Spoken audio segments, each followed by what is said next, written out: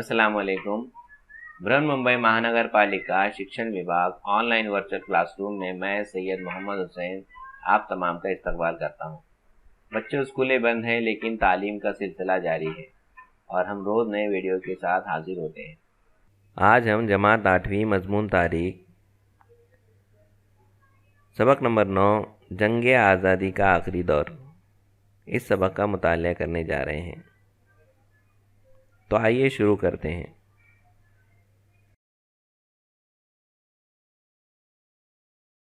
जमात 8वीं मजमून तारीख सबक नंबर 9 जंग आज़ादी का आखिरी दौर। बच्चों, आज हम इस सबक में भारत छोड़ो तहरीक क्या थी, खुफिया तहरीक और आज़ाद हिंद फ़ौज की कारकर्दगी, इन तमाम चीज़ों का मुतालिया करने जा रहे हैं। तो आइए शुरू करते हैं।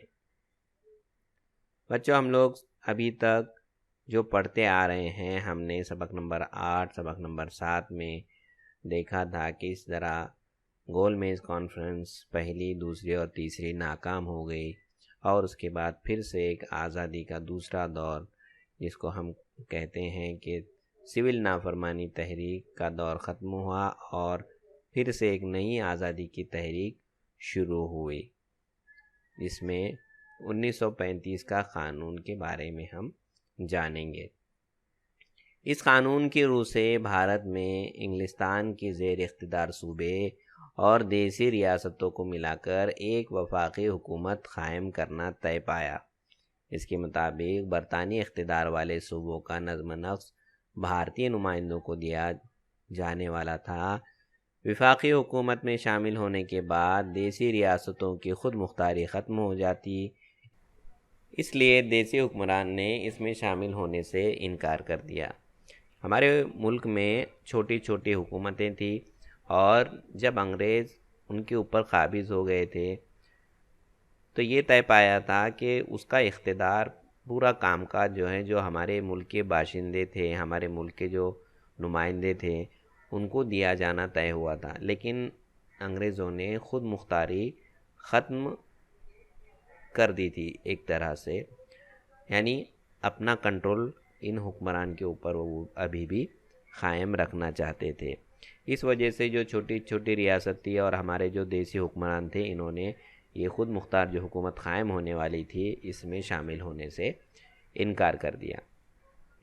उसके बाद देखते हैं हम सूबाई वज़राती मजलिस।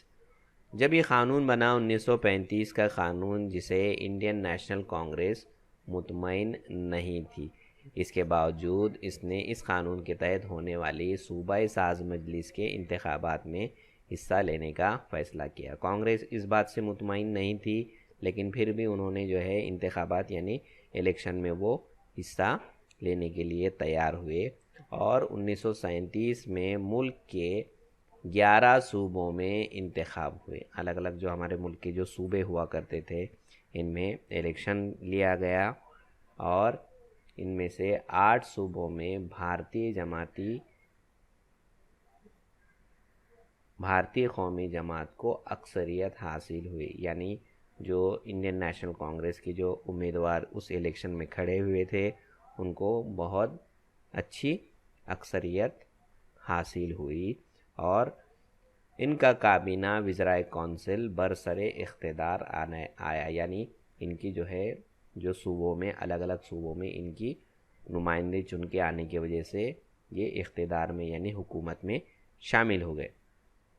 और बाकी के जो 3 सूबे थे, 11 में इलेक्शन हुए थे, जिसमें से 8 में कौमी जमात को अक्सरियत हासिल हुई थी और बाकी के जो 3 सूबे थे, इन 3 सूबों में भी किसी भी पार्टी को अक्सरियत हासिल नहीं हुई थी, जिसकी वजह से वहाँ पर मिली जुली काबीना तैयार होती है। जैसे हम लोग देखते हैं कि अगर किसी एक पार्टी को पूरा बहुमत नहीं मिलता है, उसका जो एतमाद जितना मिलना चाहिए, सीट मिलना चाहिए, उतना नहीं मिलता है, तो क्या होता है, 2-3 पार्टियाँ मिलकर हुकूमत बनाती है। उसी तरह जो 3 अलग अलग सूबे थे, यहाँ पर भी किसी एक पार्टी को अक्सरियत हासिल नहीं हुई, इसलिए वहाँ पर क्या हुआ, 2-3 पार्टियों ने मिलकर वहाँ पर मिली जुली काबीना तैयार की।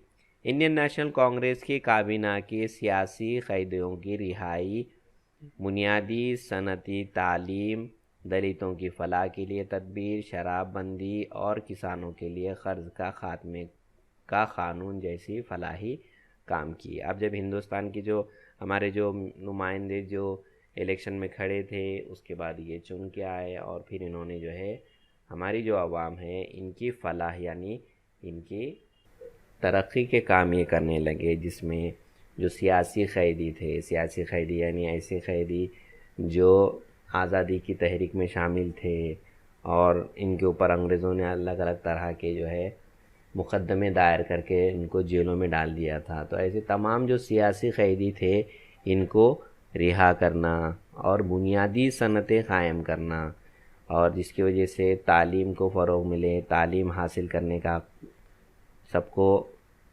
حق ملے، صنعتی تعلیم ملے، اور ساتھ ساتھ جو ہمارے ملک کے دلت ہیں ان کو بھی آگے بڑھنے کا موقع ملے، ان کی بھی ترقی ہو، اور شراب بندی ہو جائے، کسانوں کے لیے جو قرض ہوا کرتا تھا اس کا خاتمہ ہوا جائے، اور اس طرح کے جو فائدے کے جو کام تھے، فلاح کے جو کام تھے، انہوں نے اس وقت کیے، ان کی کابینہ نے کیے، انڈین نیشنل کانگریس نے تمام کام کیے۔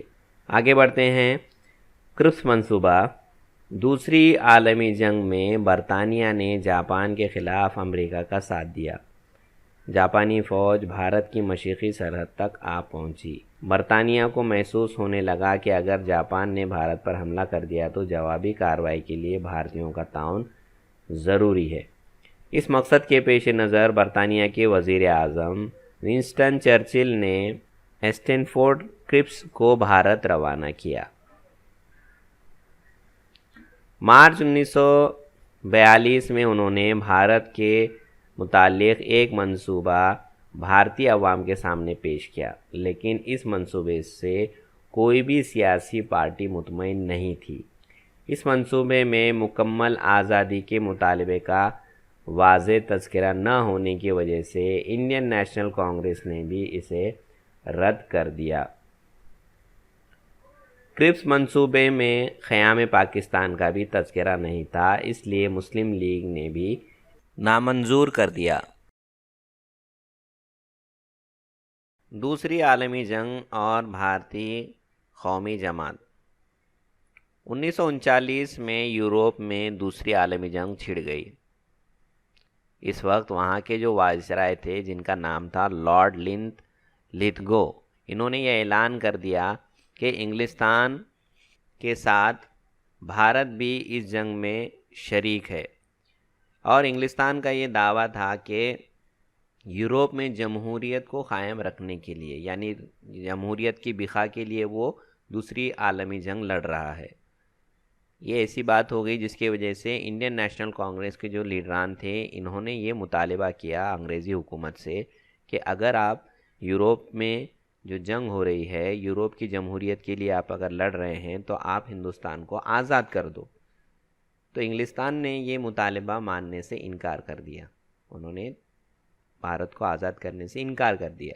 اس لیے نومبر 1939 میں انڈین نیشنل کانگریس کی جو حکومت بنی تھی، وزارت مجلس جو بنی تھی صوبوں میں الگ الگ، انہوں نے جو ہے صوبائی وزراء نے کونسل نے استعفیٰ دے دیا۔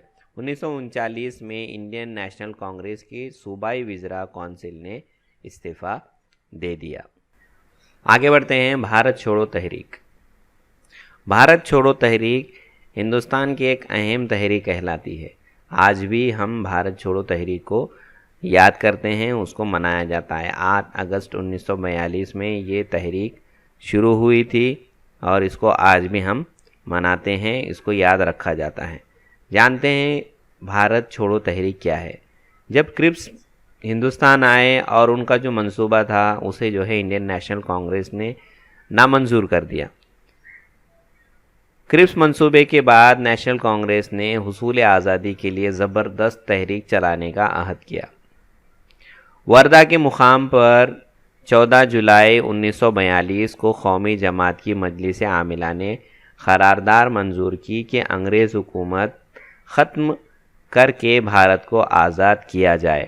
انڈین نیشنل کانگریس نے یہ تنبیہ بھی دی کہ اگر یہ مطالبہ نامنظور ہوا تو وہ بھارت کی آزادی کے لیے پرامن طریقے سے زبردست تحریک شروع کرے گی۔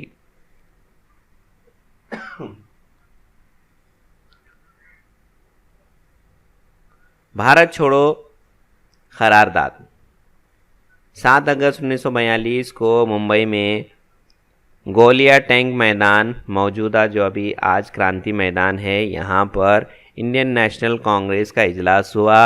اس اجلاس کے صدر تھے مولانا ابوالکلام آزاد، اور جو وردھا کے اندر جو قرارداد منظور ہوئی تھی، قومی جماعت کونسل نے جو قرارداد منظور کی تھی کہ ہم کو ہندوستان کو آزاد کرانا ہے، وردھا کی قومی جماعت کی مجلس عاملہ نے قرارداد منظور کی تھی کہ انگریزوں کو بھارت چھوڑ کر چلے جانا چاہیے۔ اس قرارداد کو اس اجلاس میں منظوری دی جانے والی تھی۔ 8 اگست کو پنڈت جواہر لال نہرو کی پیش کردہ قرارداد بھارت چھوڑو اکثریت کے ساتھ منظور ہوئی۔ گاندھی جی کی قیادت میں عدم تشدد پر مبنی ملک گیر تحریک شروع کرنے کا فیصلہ بھی کیا گیا۔ گاندھی جی نے کہا کہ آپ میں سے ہر مرد و عورت اسی وقت سے اپنے آپ کو آزاد سمجھے اور آزاد بھارت کے شہریوں کی حیثیت سے برتاؤ کرے۔ تو یہ جو گاندھی جی کے جو بول تھے، اس کی وجہ سے ساری عوام کے اندر ایک جوش پیدا ہوا کہ آج سے ہم آزاد ہیں۔ اس تحریک میں لوگوں نے بڑھ چڑھ کر حصہ لیا، اور انہوں نے ساتھ ساتھ یہ بھی کہا کہ ہم یا تو بھارت کو آزاد کرائیں گے یا اس عظیم جد و جہد میں اپنی جان کو قربان کریں گے۔ گاندھی جی نے عوام کو کریں گے یا مریں گے اس کے جذبے کے ساتھ قربانی کے لیے ڈٹ جانے کا ایک ولولہ انگیز پیغام دیا، اور یہ تحریک سارے ملک بھر میں شروع ہوئی۔ اب یہ تحریک کے اثرات کیا ہوئے؟ عوامی تحریک کا آغاز جب ہوا، اس وقت انڈین نیشنل کانگریس کے اہم رہنماؤں کو انگریزوں نے گرفتار کر لیا، ایسی خبر پھیل گئی اور عوام مشتعل ہو گئی، غصے میں آ گئی، جگہ جگہ جلوس نکلے، پولیس نے عوام پر لاٹھیاں برسائی، گولیاں برسائی، پھر بھی لوگ ڈرے نہیں، خوف زدہ نہیں ہوئے، اور برطانوی حکومت یعنی انگریزوں کے خلاف انہوں نے تحریک جاری رکھی۔ برطانوی حکومت کی اس برتاؤ کی وجہ سے کہ جبرستات کی علامت سمجھے جانے والے قید خانے، پولیس اسٹیشن اور ریلوے اسٹیشن جیسے مقامات پر مظاہرین نے حملے کیے، سرکاری دفتروں پر قبضے کرنے کی کوشش کی۔ مہاراشٹر کے چمپور، اشٹی، پالوی، مہاڑ اور گارگوٹی وغیرہ گاؤں کے بچوں اور بوڑھوں نے جس عزم و حوصلے اور طاقت کے ساتھ حالات کا مقابلہ کیا، وہ ناقابل فراموش ہے، ان کو بھلایا نہیں جا سکتا۔ اسی دوران آپ کو جاننا چاہیے یہ بھی کہ ایک بچہ جس کا نام ہے سریش کمار، جنگ آزادی کی جد و جہد میں اسکول کے طلباء نے بھی قربانی پیش کی۔ نندوربار میں اسکولی بچے نے سریش کمار کی قیادت میں ترنگا پرچم کے ساتھ جلوس نکالا اور وندے ماترم کے نعرے لگائے۔ پولیس والوں نے غصے میں آ کر چھوٹے بچوں پر بھی گولیاں برسائی۔ اس فائرنگ میں سریش کمار، لال داس، دھنسکھ لال، ششی دھر اور گھنشیام نامی طلباء شہید ہوئے۔ تو بچوں دیکھیے، اس جو تحریک تھی، جیسا گاندھی جی نے کہا تھا کہ آج سے ہم اپنے آپ کو آزاد سمجھیں گے اور آزاد شہریوں کی طرح ہم کو برتاؤ کریں گے، تو یہ جو پیغام تھا، تو یہ بچے بوڑھے سب نے اس کو اپنا لیا تھا، اور یہ اس طرح جو اسکولی بچے تھے ان کی قربانی دی گئی۔ یہ تمام چیزوں کے بعد ہم کو بڑی مشکل سے آزادی ملی ہے اور ہم کو اس کو سنبھال کے رکھنا ہے۔ آئیے بچوں یہ بھی جانتے ہیں انفرادی ستیہ گرہ کیا ہوتا ہے۔ برطانوی حکومت کی جانب سے مطالبات کو مسلسل نظر انداز کیے جانے کے بنا پر نیشنل کانگریس نے جنگ مخالف اشتہار کرنے کا فیصلہ کیا۔ اجتماعی طور پر تحریک نہ چلاتے ہوئے انفرادی طور پر خلاف ورزی کرنے کا فیصلہ کیا۔ اسے انفرادی ستیہ گرہ کہتے ہیں۔ آچاریہ ونوبا بھاوے انفرادی ستیہ گرہ کے پہلے ستیہ گرہی تھے۔ ان کے بعد تقریباً 50,000 ستیہ گرہوں نے اس میں حصہ لے کر جیل جانا پسند کیا۔ آگے بڑھتے ہیں، ہم لوگ پڑھ رہے ہیں خفیہ تحریک کے بارے میں۔ خفیہ تحریک کیا ہے؟ 1942 کے آخر میں اس عوامی تحریک نے ایک نیا موڑ لیا۔ تحریک کے قیادت نوجوان سوشلسٹ رہنماؤں کے ہاتھ آ گئی۔ جے پرکاش نارائن، ڈاکٹر رام منوہر لوہیا، چھوٹو بھائی پرانگ، اچیت راؤ پٹوردھن، ارونا آصف علی، یوسف مہر علی، سچیتا کرپلانی، ایس ایم جوشی، شیرو بھاؤ لیمیے، این جی گورے، یشونت راؤ چوہان، وسنت دادا پاٹل، مگن لال، اوشا مہتا جیسے کئی رہنما پیش تھے۔ ٹیلی فون کے تار کاٹنا، ریلوے کی پٹریاں اکھاڑنا اور پلکوز میں بوس کرنا جیسے اقدامات کے ذریعے انقلابیوں نے آمد و رفت کے ذرائع اور سرکاری نظام کو تہس نہس کر دیا۔ ملک بھر میں اس تحریک کے اثرات رونما ہوئے۔ سندھ صوبے میں ہیمو کلانی نے مسلح انگریز فوج کو لے جانے والی ٹرین کے آنے کی خبر ملتے ہی اپنے ساتھیوں کے ساتھ ریلوے پٹریاں اکھاڑنے کی کوشش کی۔ عدالت نے اسے پھانسی کی سزا سنائی۔ موجودہ ضلع رائے گڑھ کے تعلقہ کرجت میں بھائی کوتوال کا آزاد دستہ اور ناگپور کے جنرل آواری کی لال سینا جیسی ٹولیوں نے حکومت کو کئی مہینوں تک بے انتہا پریشان کیا۔ ممبئی کے وٹھل جویری، اوشا مہتا اور ان کے ساتھیوں نے ایک خفیہ ریڈیو اسٹیشن قائم کیا جسے آزاد ریڈیو کہا جاتا تھا۔ اس ریڈیو میں حب الوطنی کے گیت گائے جاتے، ملک میں جاری تحریک کی خبریں نشر کی جاتی، قومی جذبہ پروان چڑھانے والی تقریر پیش کی جاتی، جس کی وجہ سے تحریک چلانے والے عوام کو حوصلہ ملتا۔ اس طرح کی نشریات اسٹیشن کچھ عرصے تک کولکتہ، دلی اور پونا میں بھی جاری رہی۔ دیکھو بچوں، یہ جو ہمارے کرانتیکاری جس کو ہم بولتے ہیں، جن کو ہم انقلابی بولیں گے، یہ کیا کرتے تھے کہ انگریزوں کو نقصان پہنچانے کا کام کرتے تھے۔ جیسے فون کی تار کاٹ دیے، تو فون کی تار کاٹنا کا مطلب کیا ہوتا تھا کہ یہ ایک طرح سے جو انگریز حکومت ہمارے اوپر ظلم زیادتی کیا کرتی تھی، ایک ان کا جو ہے جواب ہوا کرتا تھا۔ یہ ایک جگہ سے دوسری جگہ پیغام فوراً پہنچا دیتے تھے۔ جیسے کوئی تحریک چل رہی ہے، اس کو کچلنے کے لیے، اس کو روکنے کے لیے، جو ظلم زیادتی ہوتی ہے ہمارے ہندوستانی عوام کے اوپر، جو ہمارے رہنماؤں کے اوپر، تو ان کی مدد کے لیے یہ سب کام کیے جاتے تھے۔ اسی طرح ایک جگہ سے دوسری جگہ جب فوج جا رہی ہے تو ریل کی پٹریاں اکھاڑ دینا، ان کو وہاں تک پہنچنے نہیں دینا، یا پھر کوئی راستے میں پل ہے اس کو جو ہے گرا دینا، یہ تمام کام جو ہے ہمارے انقلابیوں نے کیے۔ اس کے ساتھ ساتھ جو سرکاری دفتر ہوا کرتے تھے ان کو بھی یہ کیا کرتے تھے، نقصان پہنچاتے تھے۔ اور جب یہ پکڑے جاتے تو انگریز ان کے اوپر بہت ظلم زیادتی کرتے اور ان کو پھانسی کی سزا بھی دی جاتی تھی۔ تو جو ہمارے یہ انقلابی جو رہنما ہیں، جن کے اندر جو آپ تصویر میں دیکھ رہے ہیں، یہ انہوں نے جو ہے آزادی کی تحریک میں اپنے طور پہ حصہ لیا اور انگریزوں کی ناک میں دم کر کے رکھا تھا۔ ان تمام تحریکوں کو بھی ہم یہاں پر یاد کرتے ہیں۔ ان کی جو کام ہے ان کو ہم بھلا نہیں سکتے۔ بچوں آگے بڑھتے ہیں، اگلا ہمارا تدریسی نکات ہے جس کا نام ہے متوازی حکومت کا قیام۔ اب یہ متوازی حکومت کیا تھی؟ ملک کے چند صوبوں میں انگریز افسران کو نکال باہر کیا گیا اور وہاں عوامی حکومتیں قائم کی گئیں۔ اسے متوازی حکومت کہتے ہیں۔ یاد رہے اس بات کو ذہن نشین کرنا ہے۔ متوازی حکومت یعنی جہاں پر انگریزوں کو نکال باہر کیا گیا، ایسی حکومت کو متوازی حکومت کہتے ہیں۔ یعنی جو ہماری عوام ہے، جو ہماری ہندوستان کی جو عوام ہے، اسی نے وہ حکومت چلائی۔ جیسے بنگال میں مدنا پور، اتر پردیش میں بلیا اور اعظم گڑھ، بہار میں بھاگلپور اور پورنیہ ضلعوں میں متوازی حکومتیں قائم کی گئی۔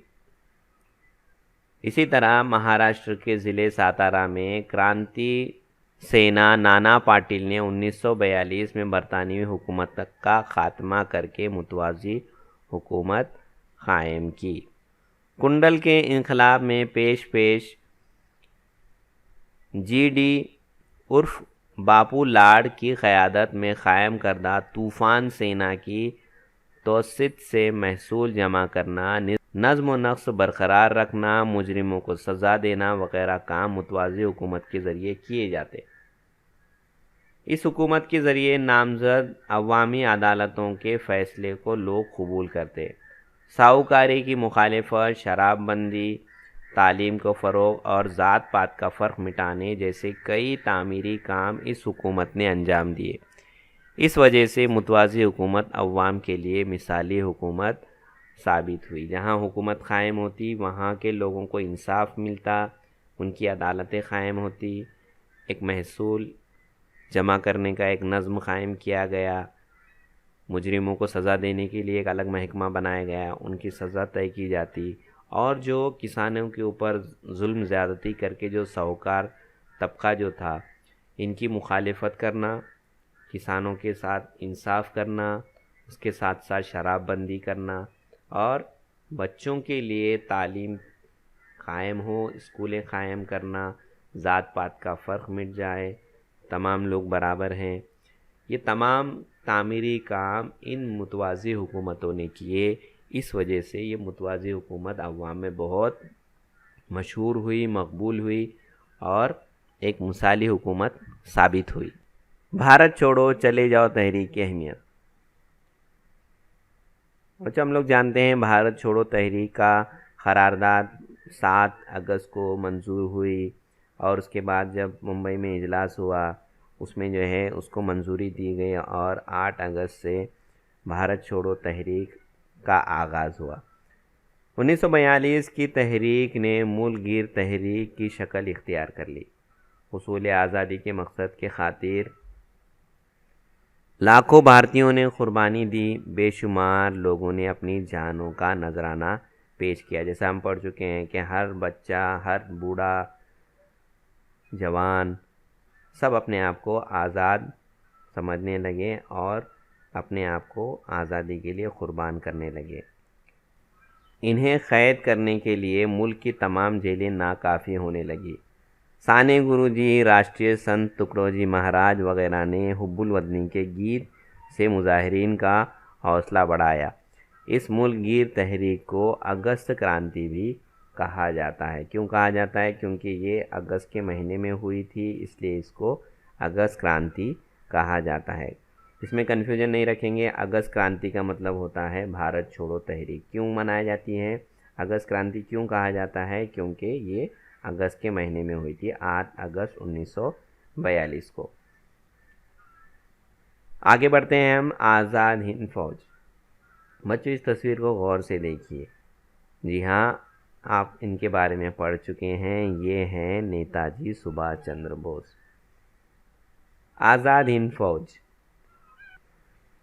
آزاد ہند فوج بھارت کی آزادی کے لیے نیتا جی سبھاش چندر بوس نے بھی خوب کوششیں کی۔ بھارت کے مشرقی سرحد پر ہزاروں بھارتی فوجی انگریزوں کے خلاف جنگ کرنے کے لیے تیار تھے۔ یہ تمام فوجی آزاد ہند فوج کے سپاہی تھے اور ان کے قائد نیتا جی سبھاش چندر بوس تھے۔ سبھاش چندر بوس نیشنل کانگریس کے اہم رہنما تھے۔ وہ 2 مرتبہ کانگریس کے صدر رہ چکے تھے۔ ان کا خیال تھا کہ انگلستان دوسری عالمی جنگ میں الجھا ہوا ہے، اس بات کا فائدہ اٹھاتے ہوئے بھارت میں تحریک کو تیز کر دیا جائے اور اس کام میں انگلستان کے دشمنوں سے مدد بھی لی جائے۔ اس کے متعلق قومی جماعت کے آوردہ رہنماؤں سے اس کا اختلاف ہوا. یعنی قومی جماعت کے جو اہم رہنما تھے ان میں اور نیتا جی سبھاش چندر بوس میں اس بات کے اوپر اختلاف تھا. یہ بات ماننے کے لیے تیار نہیں تھے کہ اگر انگلستان دوسری عالمی جنگ میں الجھا ہوا ہے تو ہم کو کیا کرنا چاہیے کہ جو انگلستان کے جو دشمن ممالک ہیں جیسا جاپان تھا تو ہم کو کیا کرنا چاہیے، ان سے بات کرنا چاہیے. اس طرح سبھاش چندر بوس کا کہنا تھا اور اس کا ہم کو فائدہ اٹھانا چاہیے تھا. لیکن جو قومی جماعت کے رہنما تھے اور نیتا جی سبھاش چندر بوس، ان کے درمیان اس بات کے اوپر اختلاف ہوا. نتیجہ یہ ہوا کہ انہوں نے کانگریس کی صدارت سے استعفیٰ دے دیا اور عوام کو اپنے خیالات سے آگاہ کرنے کے لیے فارورڈ بلاک نامی تنظیم قائم کی. سبھاش چندر بوس اپنی تقریروں کے ذریعے عوام کو انگریز حکومت کے خلاف بغاوت پر اکسانے لگے. ان کی حکومت نے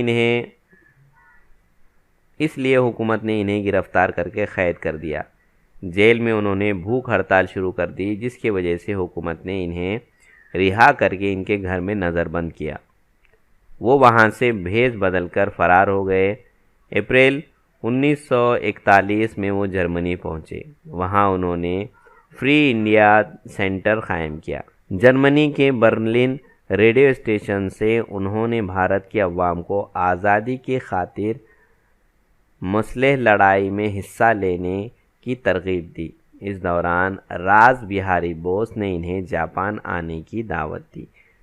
تو جو سبھاش چندر بوس کو جب گرفتار کر کے گھر میں رکھا گیا تو وہ وہاں سے بھیس بدل کر فرار ہو گئے اور جرمنی کے ایک ریڈیو اسٹیشن سے بھارت کے عوام کو انہوں نے پیغام دیا کہ آپ متحد ہو جاؤ اور ہم کو آزادی کی لڑائی لڑنا ہے. اس بات کا جو ہے اثر جو جاپان میں راز بہاری بوس تھے ان کے اوپر کافی پڑا اور انہوں نے سبھاش چندر بوس کو جاپان آنے کی دعوت دی.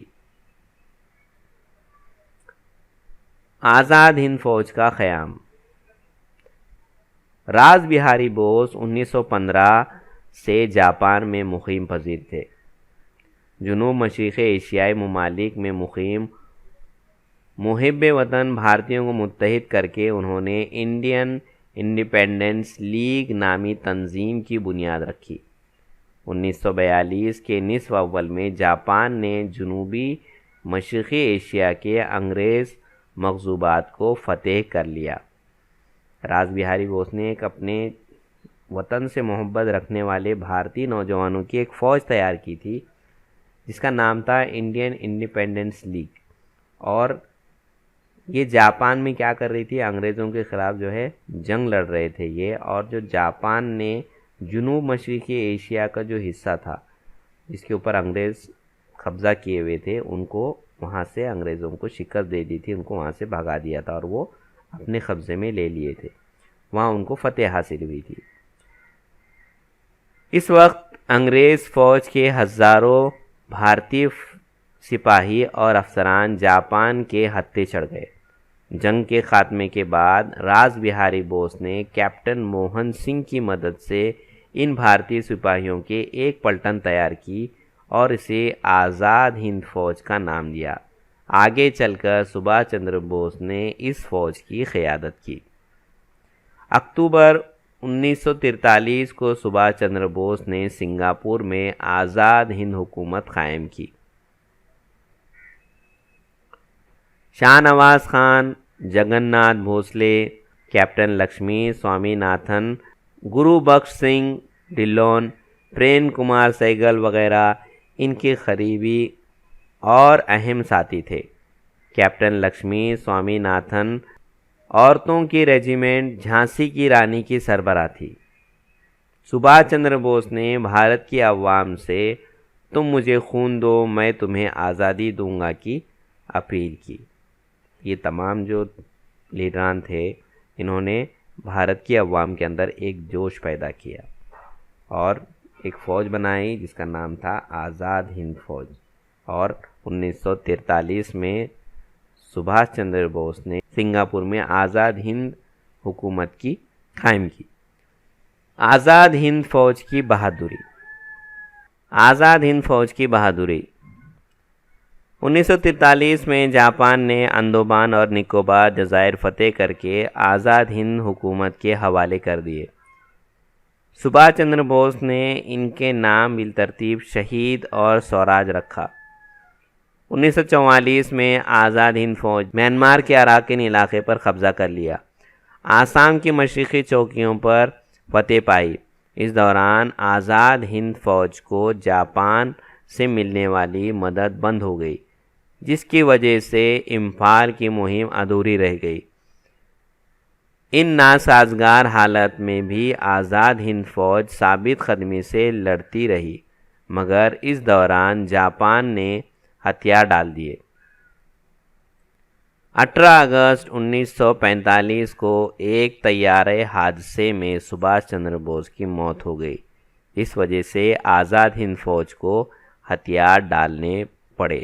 بچوں، 18 اگست 1945 کو ایک ہوائی جہاز کے حادثے میں سبھاش چندر بوس کی موت ہو گئی، جس کی وجہ سے آزاد ہند فوج کو بھی ہتھیار ڈالنے پڑے۔ بعد میں آزاد ہند فوج کے افسران پر انگریز حکومت نے حکومت سے بغاوت کا الزام لگایا۔ جواہر لال نہرو، بھولا بھائی دیسائی، تیج بہادر جیسے مشہور ماہرین قانون نے ان افسران کا دفاع کیا، لیکن فوجی عدالت نے ان افسران کو مجرم قرار دے کر عمر قید کی سزا سنائی۔ اس وجہ سے بھارت کی عوام میں انگریز حکومت کے خلاف اشتعال اور بے اطمینانی پھیل گئی۔ مجبوراً فوجی عدالت میں دی گئی سزائیں رد کرنی پڑی۔ جو سزائیں دی گئی تھی اس کے خلاف عوام میں بے چینی پائی گئی، غصہ پایا گیا، جس کی وجہ سے انگریزوں کو ان کی سزا کو واپس لینا پڑا۔ بھارتی بحریہ اور فضائیہ کی شورش۔ آزاد ہند فوج کی تحریک سے بحری اور فضائی بیڑے میں انگریزی حکومت کے خلاف بے اطمینانی پیدا ہو گئی۔ اس کا اظہار 8 فروری 1946 کو تلوار نامی برطانوی جنگی جہاز پر ہوا۔ سپاہیوں نے بحری جنگی جہاز پر ترنگا لہرایا، برطانوی حکومت کے خلاف نعرے لگائے۔ انگریز حکومت نے فوج بھیج کر سپاہیوں پر گولیاں برسائی۔ بھارتی سپاہی نے بھی جواباً گولیاں برسائی۔ ممبئی کے عوام اور مزدوروں نے سپاہیوں کی حمایت کی۔ آخرکار سردار ولبھ بھائی پٹیل کی تلاشی سے سپاہیوں نے ہتھیار ڈال دیے۔ ممبئی کی بحری سپاہیوں کی حمایت میں دلی، لاہور، کراچی، امبالہ، میرٹھ وغیرہ علاقوں کی فضائیہ کے افسران نے ہڑتال کر دی۔ یہ شورش حکمران کے خلاف انتہائی شدید جذبات کی مظہر تھی۔ اس طرح 1942 سے 1946 کے درمیان بھارت میں انگریز حکومت کی بنیادیں ہل گئی۔ بھارت چھوڑو تحریک سے بھارت کی عوام کا برطانیہ کی مخالفت کا زبردست اظہار ہوا۔ بری یعنی زمینی، بحری پانی والی اور فضائی افواج انگریز حکومت کے مضبوط ستون تھے، وہ بھی برطانیہ مخالف ہو گئے۔ ان تمام واقعات سے انگریز حکمران کو اس بات کا اندازہ ہو گیا کہ اب بھارت پر زیادہ عرصے تک اپنا اقتدار قائم رکھنا ممکن نہیں ہے۔ یہاں پر اب ہم زیادہ عرصے تک حکومت نہیں چلا سکتے، اس لیے انگریز اس میں بہت پریشان ہو گئے۔ تو بچوں، یہ سبق یہیں پہ ختم ہوتا ہے۔ امید ہے آپ کو پڑھایا گیا سبق سمجھ میں آ گیا ہوگا۔ اس کی بار بار مشق کیجیے۔ جو اہم نکات ہم نے سبق میں پڑھے ہیں ان کو لکھ کے رکھیے، نوٹ ڈاؤن کیجیے، اور جو عیسوی دی گئی ہے خاص طور پر آزاد ہند فوج کب بنائی گئی، بھارت چھوڑو تحریک کا آغاز کب ہوا، کہاں پہ قرارداد منظور ہوئی، یہ تمام جو سوالات ہیں ان کو اپنی کاپیوں میں نوٹ ڈاؤن کر کے رکھیے۔ ہاں تو بچوں، آج ہم نے جنگ آزادی کا آخری دور کس طرح ہمارے ملک میں گزرا اس کے بارے میں تفصیلی مطالعہ کیا۔ امید ہے آپ کو پڑھایا ہوا سبق سمجھ میں آ گیا ہوگا۔ اپنے استاد کی مدد سے اس سبق کے سوال جواب لکھیں۔ مجھے دیجیے اجازت، اگلے سیشن میں ایک نئے سبق کے ساتھ پھر ملاقات ہوگی۔ اللہ حافظ۔ ایجوکیشن اردو اسٹینڈرڈ ایک چینل کو ضرور سبسکرائب کریں اور بیل آئیکن ضرور دبائیں تاکہ روز آنے والی ویڈیو کے نوٹیفیکیشن آپ کو ملتی رہیں۔